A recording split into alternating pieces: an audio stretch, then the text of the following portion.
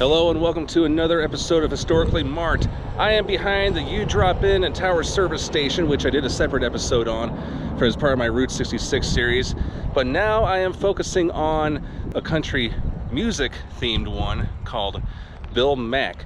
And he's probably not well known much in the industry, but there's much more to it, and I will gladly show you. Here we go. All right, so that is the Conoco Tower.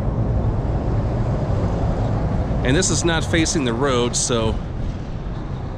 but here are two markers that are based on Bill Mack. Now, Bill Mack unfortunately passed away last year, July 31st, 2020. So these are kind of outdated, but still, these show a lot of interesting information about Bill Mack. He is known as Shamrock's Midnight Cowboy.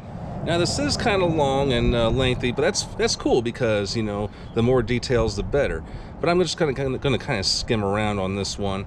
There are plenty of pictures with Bill Mack in his early years. Like that's him as a young boy and his family in Shamrock. Him announcing and playing records. That's him on the set of Country Crossroads with Jerry Clower and Boxcar Willie. And then as his wife at the XM radio studios where he worked. And that is his family. So I'm just going to kind of skim through these. Now, he was mostly a disc jockey, and he was also a songwriter. And I'll show you more about his awards in a second because they're on a different marker. But for 6 decades, the distinctive voice of Bill Mack has graced the radio airwaves.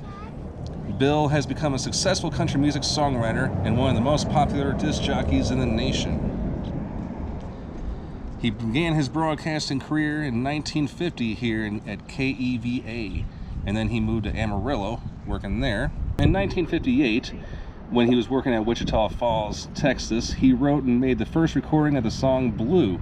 He originally wrote it for Patsy Cline. I'm actually kind of surprised it doesn't mention this on the marker, but years later, it was recorded by LeAnn Rimes. That would be her first top 10 country single on the Billboard Country Music Charts. And it would earn her and him the Grammy Award for Country Song of the Year in 1997. He also wrote jingles.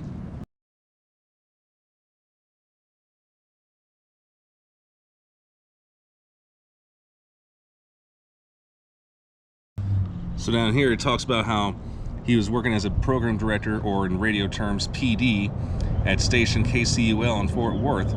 Mack became the great announcer for the great Bob Wills. They developed a great, close personal relationship with the king of Western swing. He wrote one of his most successful songs, Drinking Champagne.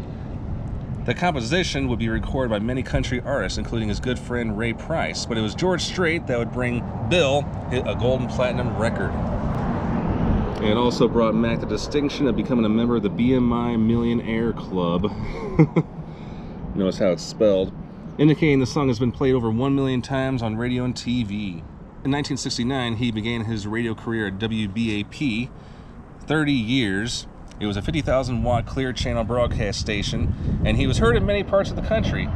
But he was on during midnights when not many people listened, except for truck drivers. But, you know, not always a bad thing. But during his first night on the air, a truck driver calling from Minnesota referred to Mack as the Midnight Cowboy. And that would be his moniker the next 40 years. And in 2001, Bill and Cindy, his wife, made the switch to Sirius XM satellite radio, and now, by that time, he was known as the Satellite Cowboy.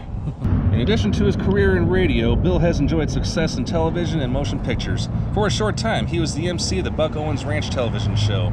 He also hosted the popular Cowtown Jamboree, as well as the award-winning Country Crossroads. In 1971, Bill played a role in the Universal Pictures film Country Music, which starred his good friend Marty Robbins. He would also be a consultant for the country music in A Perfect World, starring Clint Eastwood and Kevin Costner. His radio show can be heard in the background at the beginning of the film.